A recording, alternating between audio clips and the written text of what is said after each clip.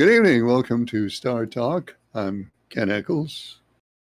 And we're happy to have you with us on the show tonight.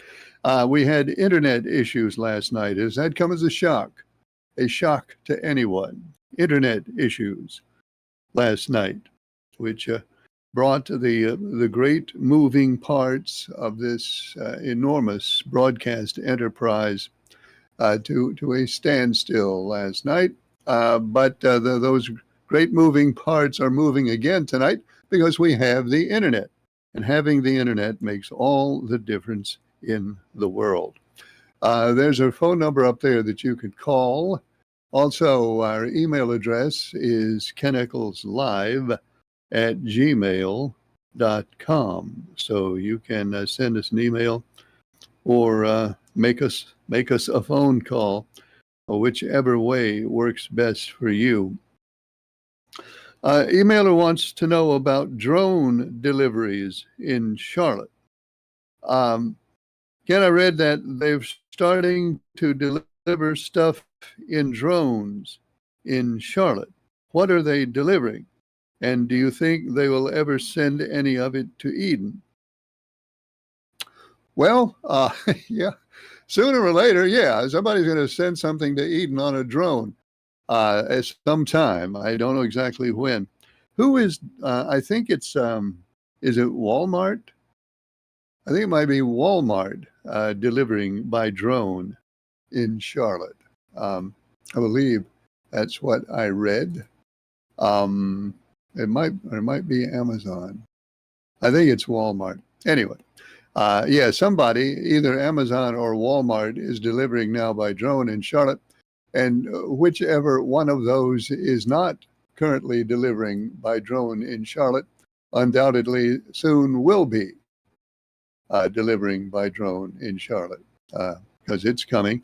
And yeah, it's coming to Eden too. Maybe not tomorrow, but pretty soon it's coming. Hi, caller, you're on the air. Go ahead, please. Hey, Ken, how you doing, buddy?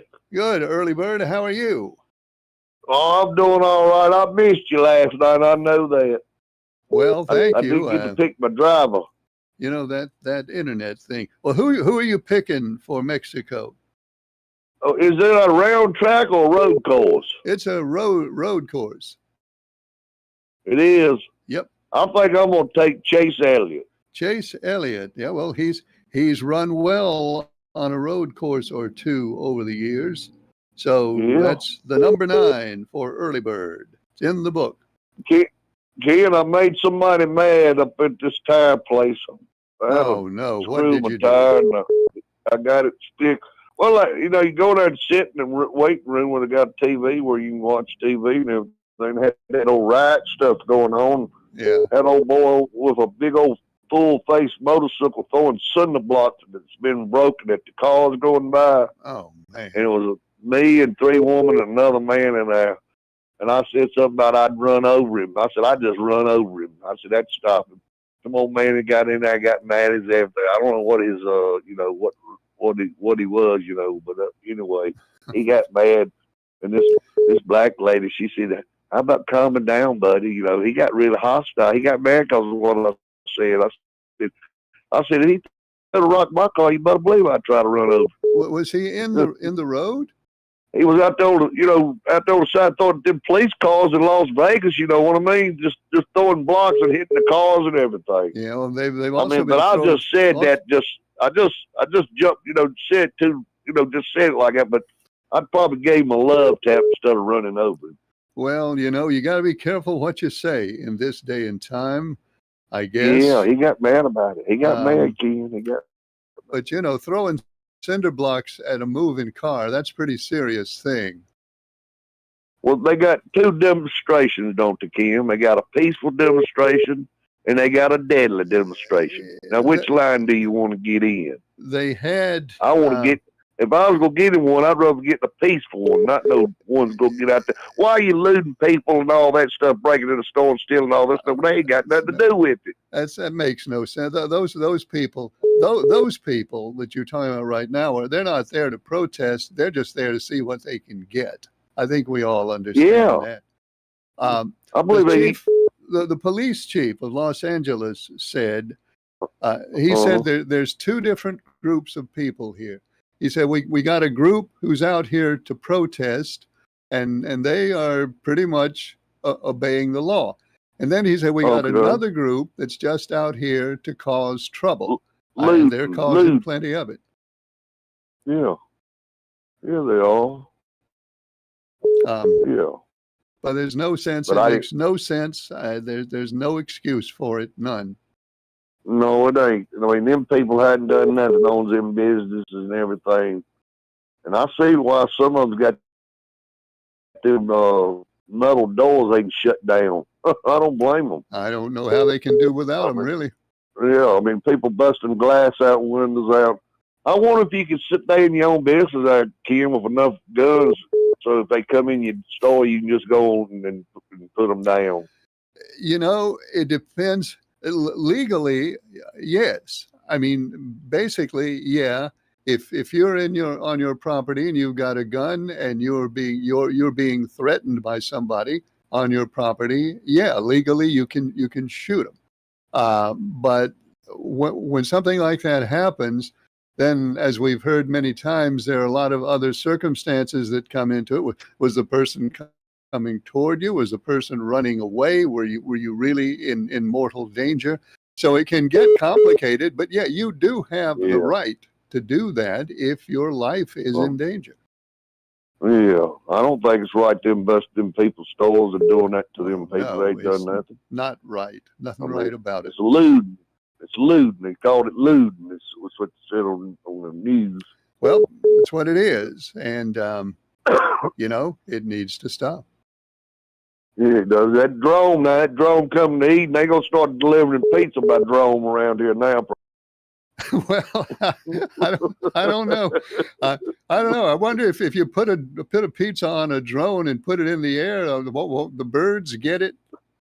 The birds like pizza. It'll be in a box, kid. They'll bring it in a box. One of them heat keeps it hot too. All right. Now I know in places they send in pizza in Harrisonburg, Virginia comes to mind right off. They're sending pizza on those rolling robot things through the streets. Yeah, I've seen. And you know, when you order, they give you a combination, and when the thing gets to you, you punch in the combination, you get the pizza.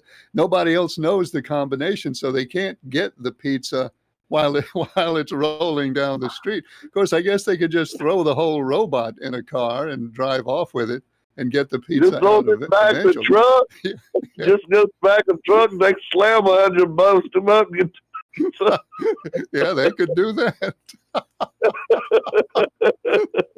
I know years ago I was young, Ken. I was real young. I was young, but I remember them boys doing it. I remember them doing it. Years ago, you know, you had Krispy Kreme donut ride around and go all these stores and drive pudding up there and drop the donuts off at the door. Yeah. Well, with some boys I know, they used to follow that truck, and they come back to my house where my mama lived, pull back there where her garden was. They opened up that trunk, and it wasn't nothing but Krispy Kreme donuts. I never forgot that. I bet you I was 5 years old when they done that. Well, you know, you can still do it. Do they still deliver donuts that way, or have they thought of a better way? I wonder. Well, they take them to the grocery store now. They ain't gonna leave them out in front of a store no more. You know, when somebody just come along and pick them up. That's what they was doing. Yeah, well, I couldn't believe all them donuts. A trunk full of donuts. You know how big them trucks were back in days, back in the 60s.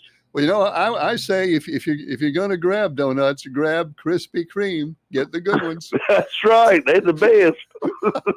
I think they're best. I like Krispy Kreme. Good. Anyway, I'll let you get off. I just thought I'd throw that out there to you, too. Well, thank you. Thanks for calling. Yes, sir. See you. Early Bird has the 9 for Mexico. Let's see, another email here. This says, hey, Ken, this is Jack. Put me down for another number 9. Put me down for the number 9. At Mexico. So let's see, where's Jack? Where is Jack? There he is. Jack also has the 9 for Mexico. Citizen D now implementing his grand strategy for escaping last place, and looks like it's working because he's out of last place. We'll get back to Citizen D in a second. Hello, caller. You're on the air. Go ahead, please. Kid, I can solve the LA riot problem right now. Well, then go ahead.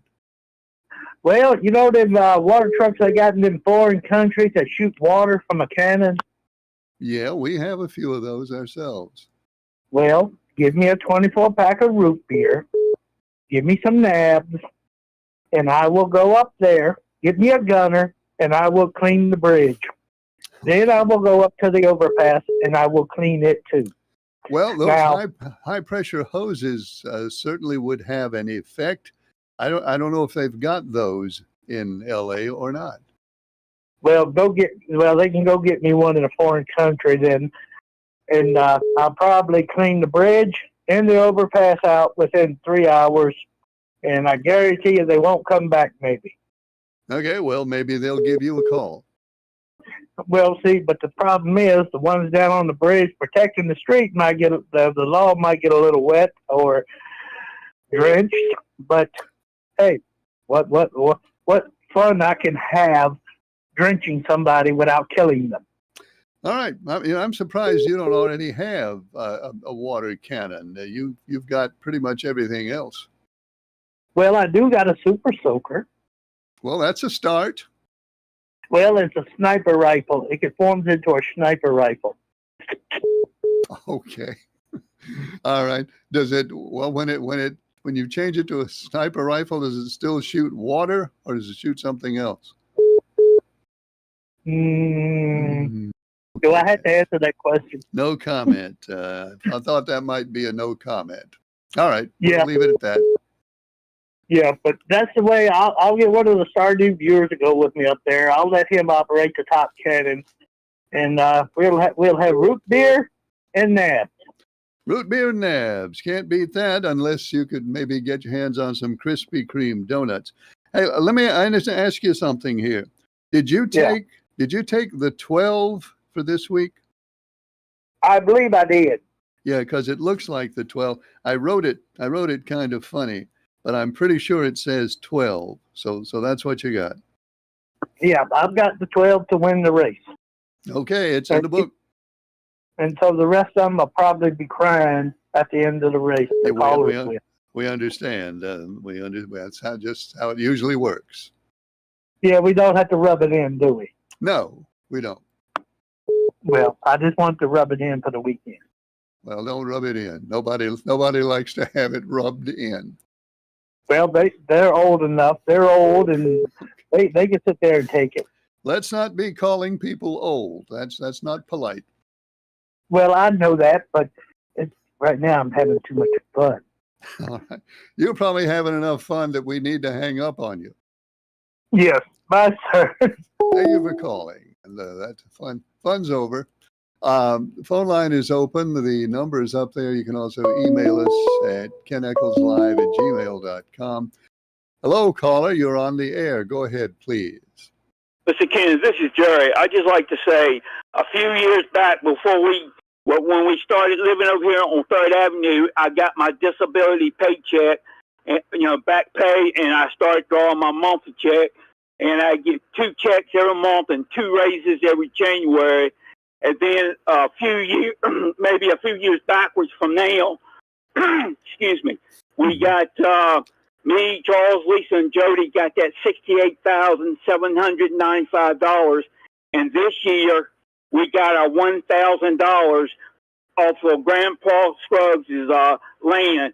And what I want to do next year, me and Charles wants to go to the casino, and I would like to win some money to buy me a pickup truck and give Charles $300 to give to that recruiting guy to get it so I can get my hands on some of these women military dress hats. And thanks for taking my call, sir.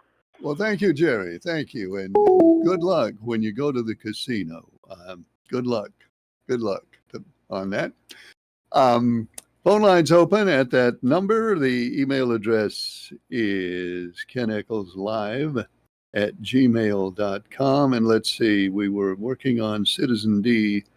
The Citizen, please put Citizen D down for the 99 in Mexico. And I'm doing that. Citizen D has the 99 for Mexico. And then Citizen D sent this last night, mentions that he couldn't find us last night. And that's because the internet, even though we live in a civilized nation, more or less, and even though we have all the modern infrastructure and appurtenances of civilized nations in this great age of technology, we didn't have the internet for the 7 o'clock hour last night. So that's why, Citizen D, you couldn't find us. That's why we couldn't be found. But here we are now. Hello, Ken. This is Captain Midnight. It's Captain Midnight. Hello, Ken. This is Captain Midnight. I pick the 11 for Mexico City. Okay, Captain Midnight picks the 11. Denny Hamlin, or as Pretty Man calls him, Dennis Hamlin. By the way, you haven't heard from Pretty Man yet. Those of you who are waiting to find out who Pretty Man picks, I don't know why you would be, but if you are, I can't tell you because Pretty Man has not yet been heard from. Hello, Ken. Mr. Leaksville here. I've suffered a drastic plunge in the points. Well, you're still in first place, but not by much, just a 2-point lead. Suffered a drastic plunge in the points. I'm going way out on a limb here. I'm picking SVG this weekend. Mr. Leaksville has SVG. That would be the 88. 88 for Mexico City. Who else took the 88? Somebody. Oh, Leon. And Mr. Leaksville and Leon now have SVG for the road course in Mexico City. So Mr. Leaksville is on top, ahead by 2 points of Mr. Pelham. Mr. Pelham hasn't picked yet.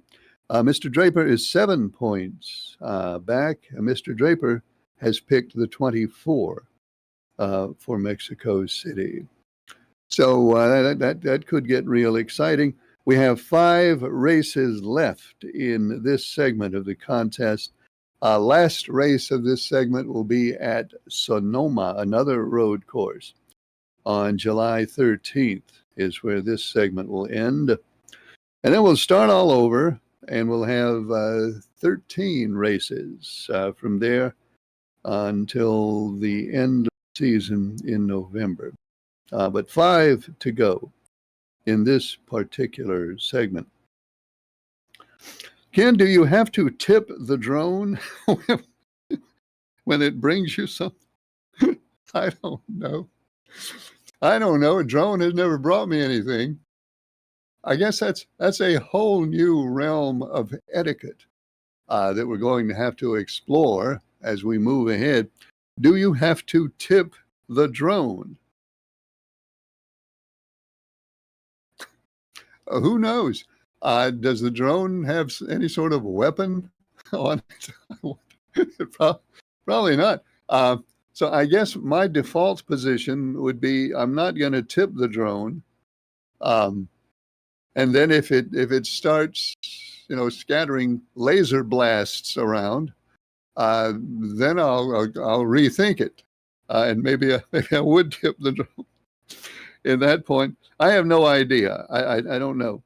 Whoever it is who decides what good manners are, and I don't know who that is either.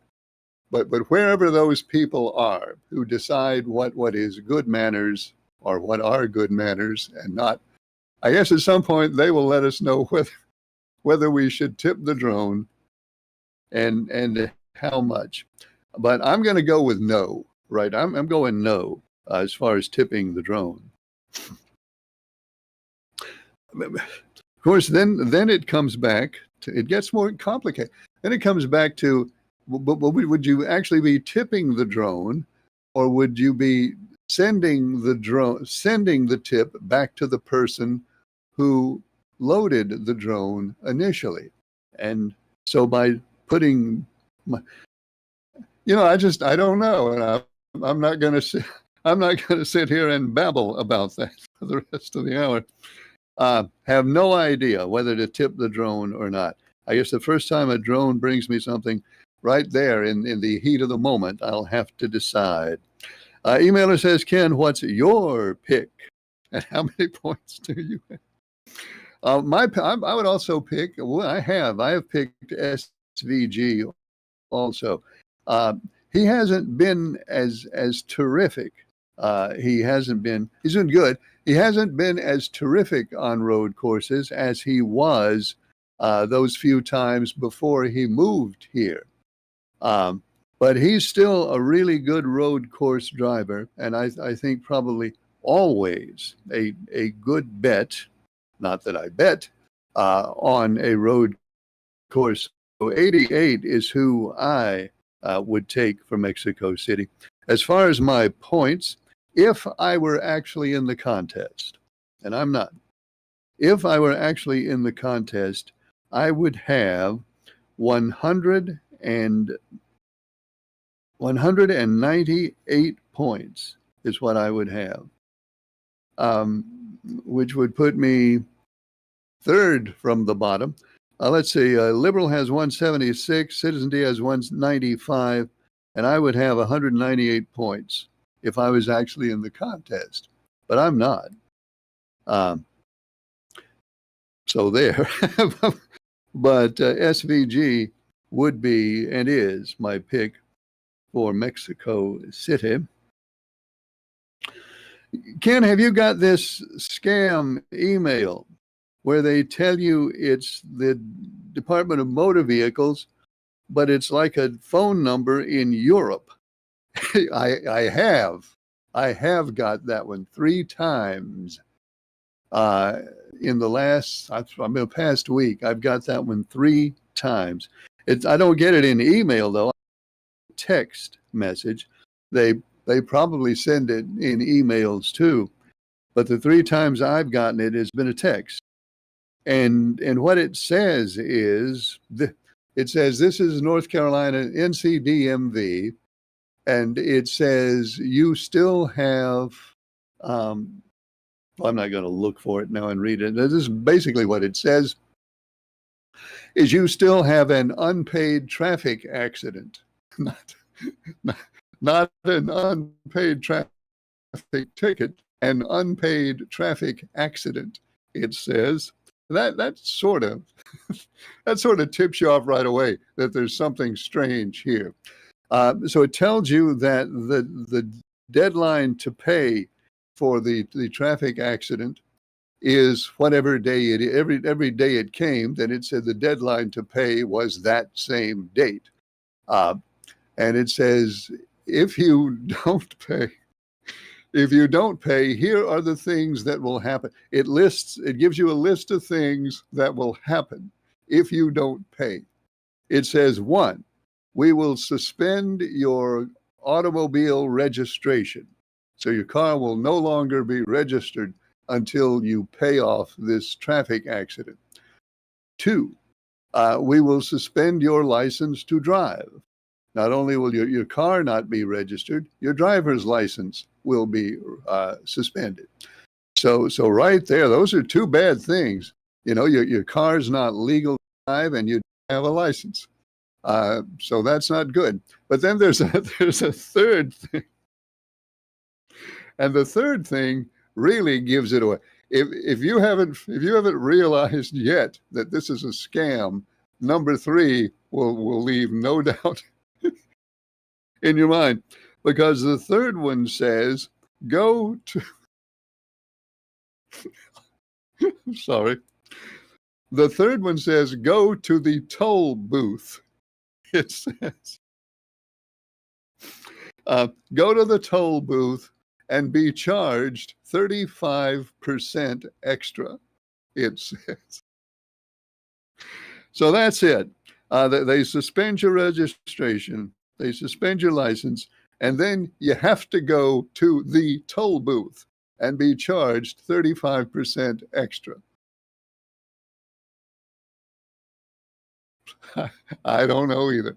But as the emailer points out, if you look at the phone number, there's a phone number there that you're supposed to call, and no doubt, I guess, give them your credit card number or whatever else they want.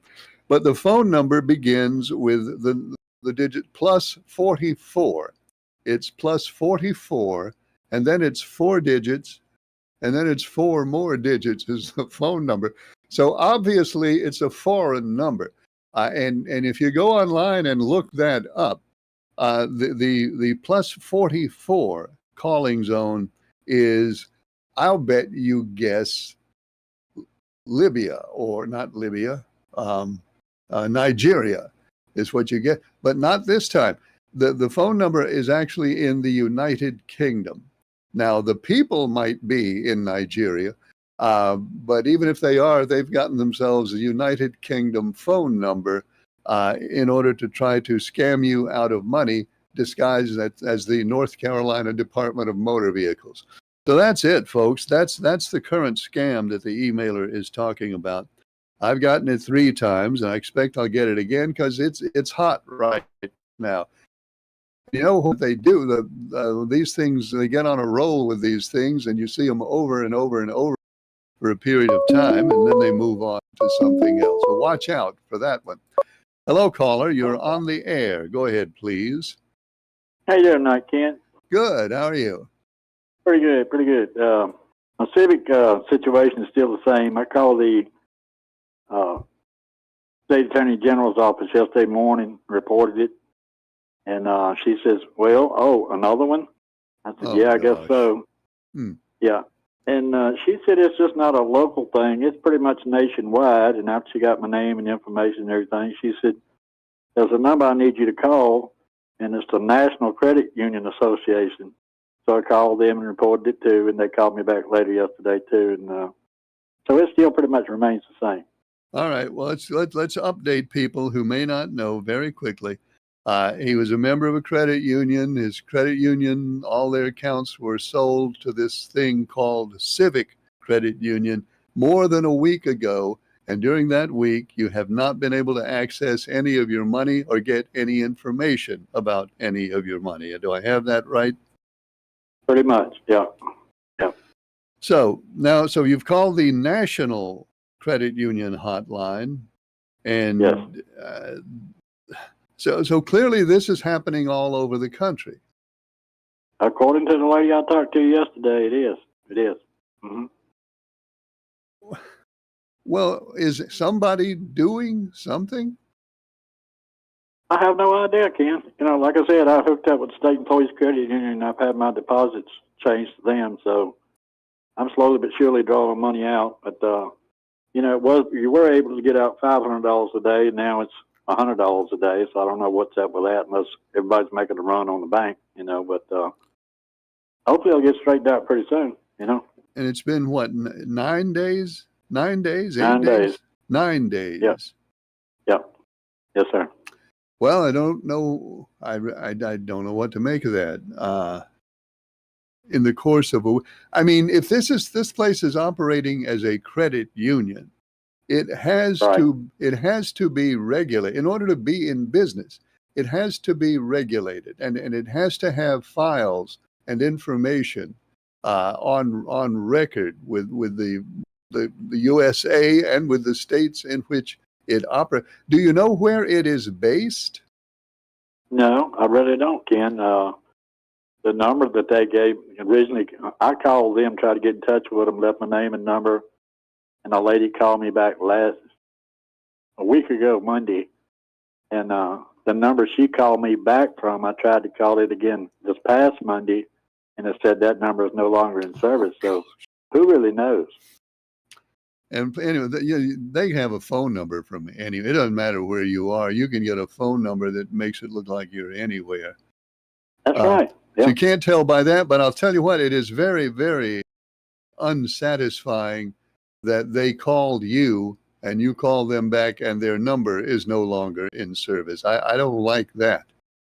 I don't either. When the caller ID came up when she called me back that day, it said spam risk, and I'm thinking, this can't be good, you know.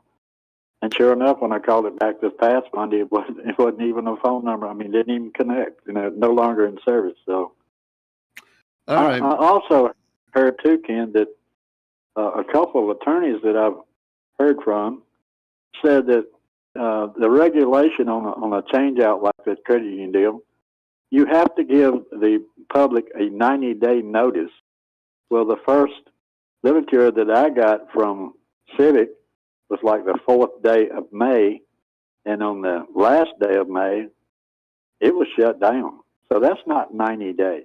No, and again, that tells us they're not playing by the rules, at least not by that rule. I think there's probably some regulation that says they have to have a way for you to get in touch with them with a phone number that's in service or an email. Do they have an email address? Yes, and I tried that about 4 hours, I want to say Monday evening, and it just went from one person to another, and it would not let me, log in. It was just a joke, And the last person I talked to that day, I think I talked to about 8 different people trying to log in on a computer and whatever. And the lady finally said, to be totally honest with you, our system is not up and running yet. The people that are supposed to be doing it have not been trained yet. So I can't really tell you when it'll be up and running. And that was day before yesterday. Well, evidently the part of their system that gets your money is up and running. Well, evidently, yeah. Because you can't get it. Crazy. They couldn't get it credit union, That's crazy. Do you know anybody else who was in that same credit union and is going through this? Yes, sir. I sure do. I know probably a dozen or more. Yeah. Everybody's having the same experience. Same problem. Yes, sir. Yep. And everybody's mad about it, so I am, Yeah, I would be too. I want to pick the 24 this week if we could, Kent. The 24. All right. Let's see. Now we got this little log jam here at the top.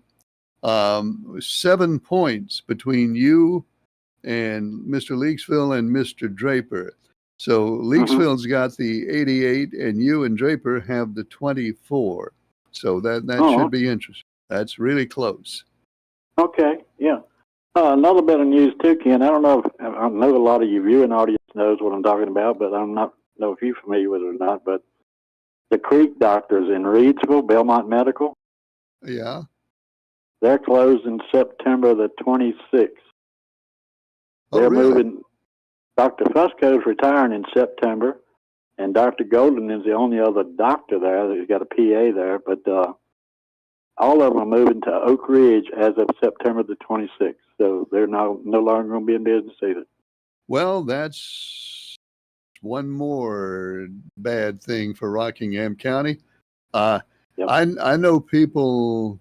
Well, I know one person who's been trying to get a regular primary care physician for almost a year now and hasn't been able to find anybody to take them on not in Rockingham County, in Greensboro, but they'd rather not have to drive to Greensboro all the time. But that is becoming a problem.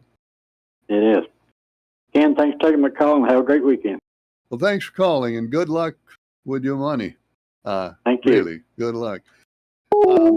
Phone line is open. The number is up there on your screen. You can give us a call. You can email us at kenickleslive@gmail.com, and we'd love to hear from you either way, by phone or by email.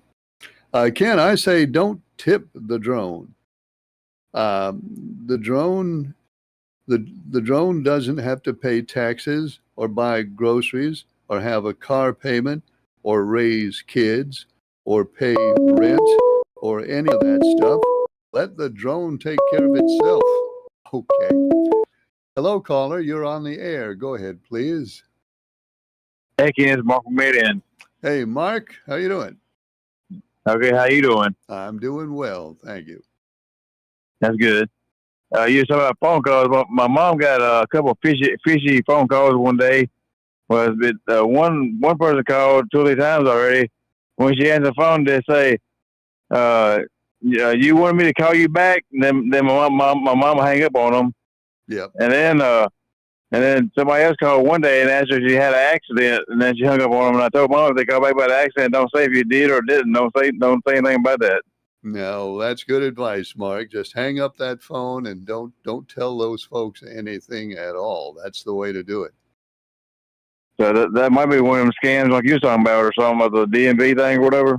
Yeah, it could be the same people. It could be one person doing all these things for all we know. But yeah, she did the right thing. Just hang it up. Yeah. When I sent the 2 cards that I sent to Donald Trump, I didn't think about the Secret Service is going to have metal detectors going over the mail. well, yeah, and that one that plays music. That's going to have some sort of electronics in it, so that they might take a real interest in that one. Yeah. When I sent it, I didn't really think about it. Well, it won't get to him, but maybe somebody will tell him about it. Yeah. Okay. All right. Thanks, Ken. Well, thanks, Mark. Appreciate your call, and your mom's doing the right thing on those scam callers. As soon as you realize what it is, just hang up. Because if you talk to them, and I'm guilty of sometimes I talk to them. I shouldn't. If you talk to them, you might just accidentally, without realizing it, give them some information that you don't want them to have. So hang it up. Hang it up. Let's see. Here's an emailer that says,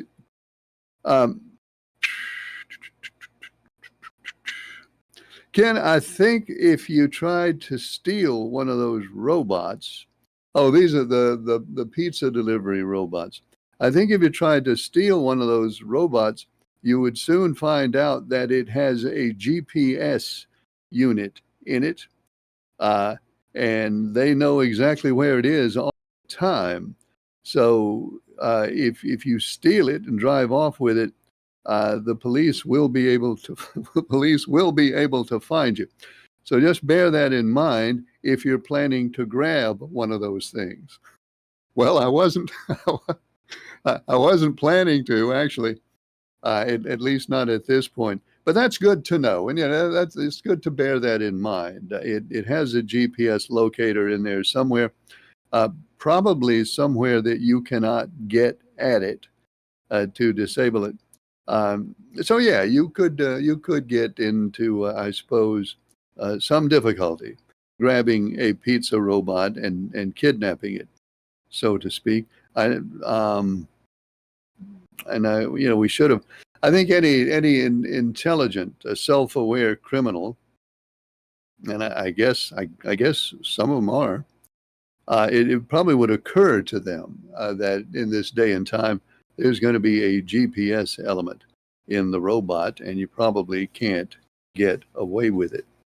There was another note here from somebody, and it was about the what some people still call the new Highway 29 around. Now, it's not all that new anymore. It's been there for like half of a century. So it's not really new to most folks. But for people who were driving cars before it was there, it is still the new 29 that goes east of Reidsville instead of west of Reidsville, where Freeway Drive is, which used to be 29. So the emailer wanted to know what year did the new, we'll call it new, 29 open, the 4-lane 29 east of Reidsville. I'm not sure exactly what year it opened. I know I was driving on it in 1973. There's a particular reason that I know I was driving on it in 1973, so it was open then. I also know that I was riding my bicycle on it in 1971. I won't go into how I remember these specific years, but just take my word for it, I do. So I was riding my bicycle on it in 1971. I was driving my car on it in 1973. So what does that leave? Right in the middle there, it leaves 1972. So I'm going to take a guess that the 29 bypass east of Reedsville opened in 1972. Now I'm just doing that as you've seen. I'm just doing that by process of elimination, not because I have any particular memory of when it opened, but I'm guessing 1972. If somebody actually knows when the 29 bypass east of Reedsville opened, what year that was, then call me and let me know. But failing any actual reliable knowledge from somebody, I'm going to say it opened in 1972. So I'm in the books for that as my guess. Ken, I also got that text from the DMV. Whoever these people are, they need to have an English coach, because the way that thing is worded is not going to fool anybody, even without the United Kingdom phone number. I mean, don't these people understand that all they got to do is turn on some AI program and tell the AI what they want to say, and the AI will say it in actual believable English. So they need to do better. Yeah, they do need to do better. Hello, caller. You're on the air. Go ahead, please. Yeah, Ken. Yes. Put me down for the number 24, please. All right. I need to make a comeback. Yeah, well, the Liberal has a 24 for Mexico, and maybe this will. You've had a run of bad luck. Maybe this will be your week. It's one lesson that I learned. I want to tell the viewers: stay out of last place, cause when you get in last place, all them buzzards start circling over you, and I ain't dead yet. Yeah. In last place, you have to breathe in a whole lot of fumes in last place. You don't want to be there. Yeah, sir. You know, I ain't have no call outs when I was leading, but now I'm getting call outs from everywhere. They just circling around. I look up in the sky, I see a bunch of just circling around, and but I'm still moving, Ken. Everybody kicks you when you're down. That's the truth. Look, Ken, I hear where this year they gonna have some coaches challenge in college basketball. Now that'll be good, because sometimes them officials get things wrong. You know what I mean? Now hang on a second. You're telling me something I don't know. They're going to be able to have plays reviewed. Exactly. Well, now they do that. They can do that now in the last 2 minutes of a game. They can review a play if it determines possession. But I take it they're expanding that. Yeah, right. So now I don't know if they're going to issue like 1 or 2 reviews per coach. You know, each half or what. And look, another thing too, they leaning towards going from 2 halves to 4 quarters. Yeah, I think they're going to do that. They do that in women's basketball already. I believe that's coming. Yeah. So we'll have to see how those rules apply and what happens if there's any players left with Liam and this money that's thrown at them out there. So, do you know the ruling? I'm glad you brought that up, because there was a lawsuit ruling last week that determined that colleges now, you may have seen this, colleges now are allowed to have a $20 million payroll for all of their athletics, their payroll for all their athletics programs put together can be $20 million. Yeah, that's a lot of money, cause don't look like they're putting much in baseball. Well, so that's what somebody's worried about. Like the lacrosse team and the fencing team. That's right. They may wind up. They're probably, well, not may. They are going to get the short end of the stick. If they can only spend $20 million, they're going to spend most of it on football and then a whole lot of it on basketball. I don't know if there's going to be anything left. It's not going to be much left to for those star players in each of those sports. Even the star players going to leave and turn pro real quick because they're not going to spend much on those athletics. But now the other thing is, it's if I understood it correctly, there'll still be NIL money, name, image, and likeness money.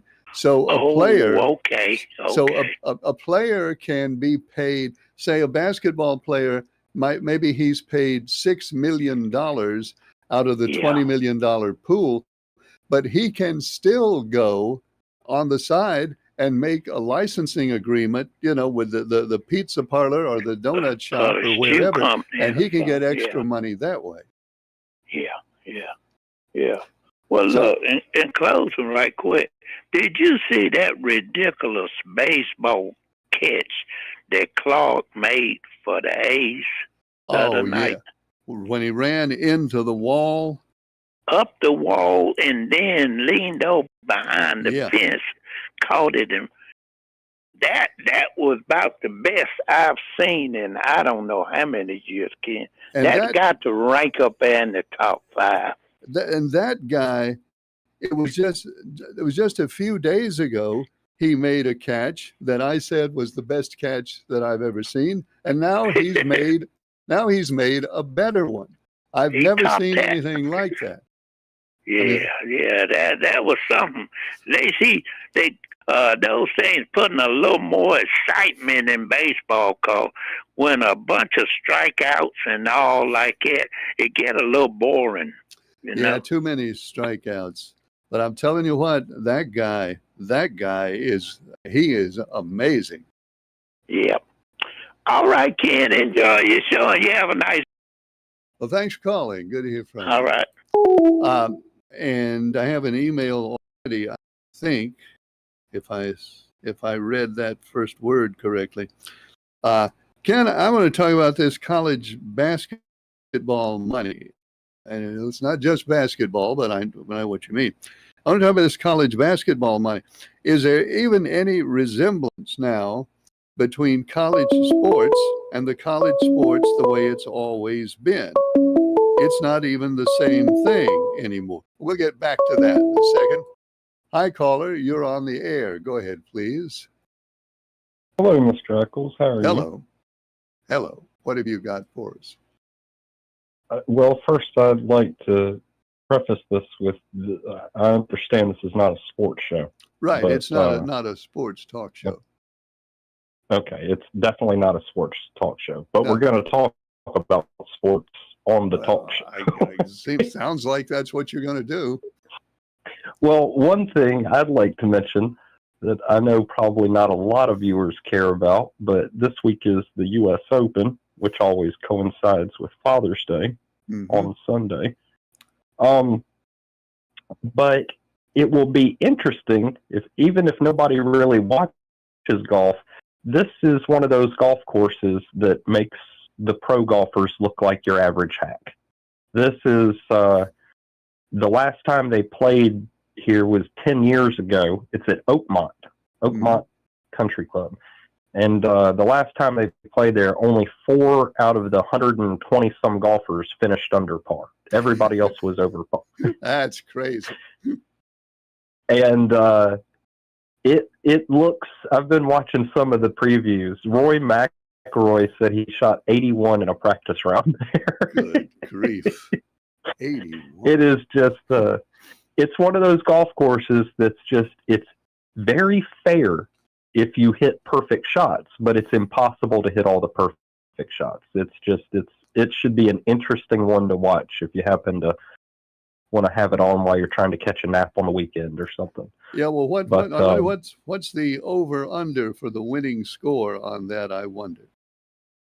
I don't know. I will. I tell you what. I will look that up, and then next week I'll let you know what they predicted, and then what actually occurred. With things like this, you can never tell. Like right now, this looks like this could be one of the highest scores in years to win the U.S. Open, but sometimes you just get surprised. Sometimes the course it'll rain a whole lot, and the course won't play nearly as tough, and you just never know. But it does look like this is going to be one of those that just embarrasses everybody. Of course, which I enjoy watching.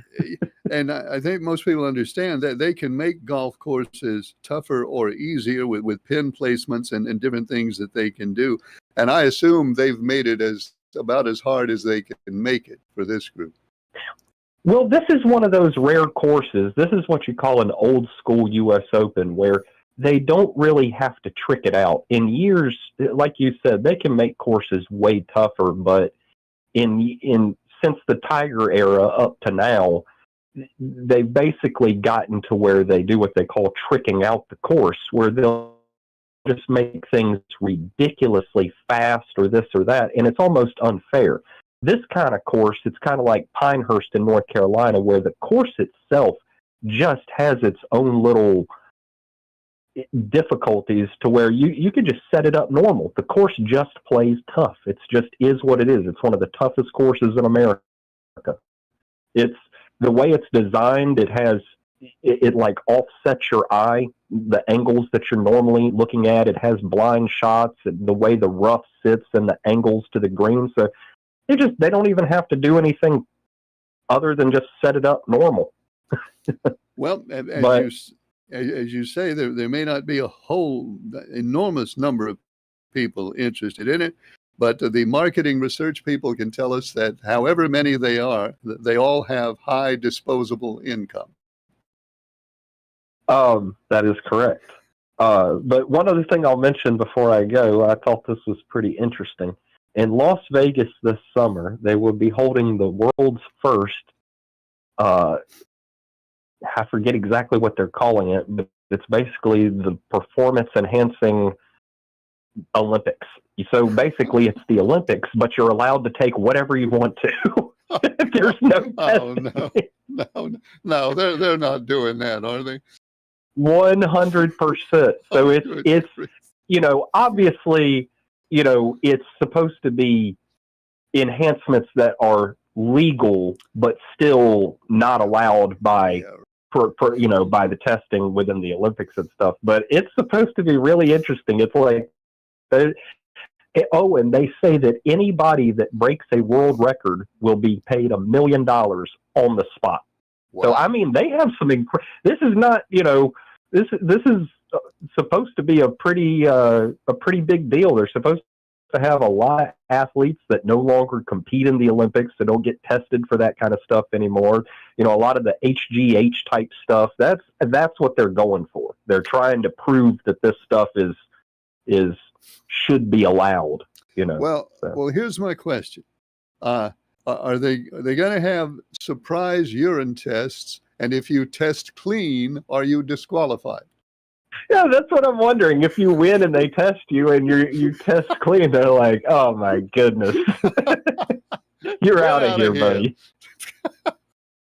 All right, Mr. Eccles, thank you for your time. You have a good weekend. Thanks for calling. The Performance Enhanced Olympics. The email is saying about college sports. Is there even any relationship now between college sports that we have now and the college sports we had growing up with? That was kind of the question. Yes, there is a relationship now between college sports, the way we have it now, and the college sports that we have known in the past. The relationship is they all wear uniforms with the name of the college on on the uniform. I guess that's about it. As far as similarities between current college sports and college sports of the past. And I guess they still live. I guess they still live on campus. I mean, I guess if you go to Duke to play basketball, I assume that you live for 7 or 8 months or however long you live in. I assume you live in an athletic dorm there before you move on to the NBA. So I guess that's another similarity. But other than those two things, it's a whole different world with college sports now than 30 years ago or 20 years or even 10 years ago. One thing that I think the colleges are hoping is they can get to the point where they can pay players enough money that they won't be quite so eager to move on to the pros, because depending on the player, you might be able to say to a player, you're actually making more money here playing in college than you'd make if you go pro. And I'm sure that'll be true in some cases. So who knows where it's going. But that's all the time we have for Star Talk. We're on the air Mondays, Tuesdays, and Wednesdays. I hope you'll join us next time. Thanks for watching. I'm Ken Echols.